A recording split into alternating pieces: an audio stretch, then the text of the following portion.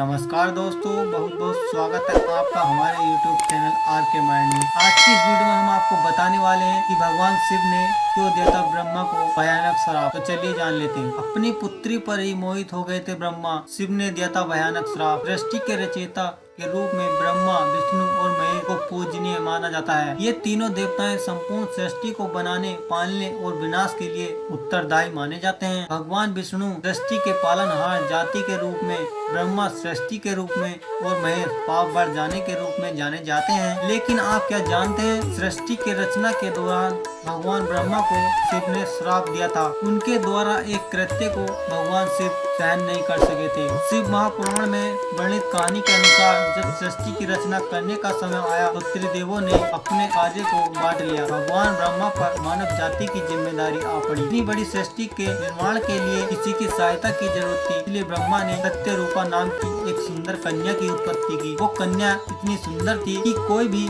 उस कन्या को देखकर उस पर मोहित हो जाता।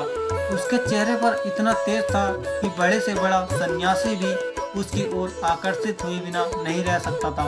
उसके रूप को देखकर ब्रह्मा जी उस पर मोहित हो गए। कुछ पल के लिए सब कुछ भूलकर सत्यरूपा को निहारते रह गए।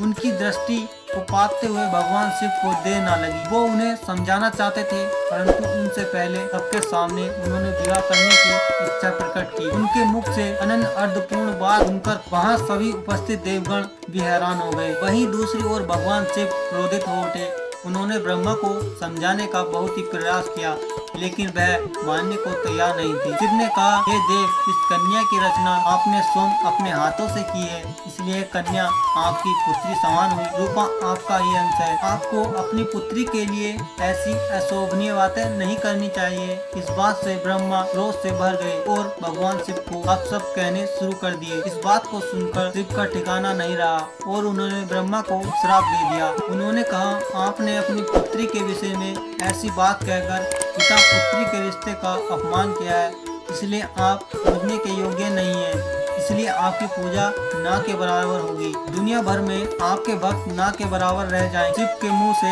ऐसे कटु वचन सुनकर ब्रह्मा ने शिव सहित सभी गणों से माफी मांगी, परंतु शिव के श्राप ने अपना प्रभाव दिखा दिया था। आपने भी यह बात जरूर गौर की होगी कि ब्रह्मा को अन्य देवताओं की तुलना में बहुत ही कम पूजा जाता है। ब्रह्मा का एकमात्र मंदिर राजस्थान पुष्कर में है। तो दोस्तों, अगर आपको यह पौराणिक कथा अच्छी लगी, आप हमें अपनी कमेंट के माध्यम से जरूर बताएं। वीडियो को लाइक करें, अपने सभी दोस्तों के साथ शेयर करें और हमारे YouTube चैनल को सब्सक्राइब करना ना भूलें। तो दोस्तों, मिलते हैं बहुत ही जल्द अगली वीडियो में। तब तक के लिए बहुत बहुत धन्यवाद।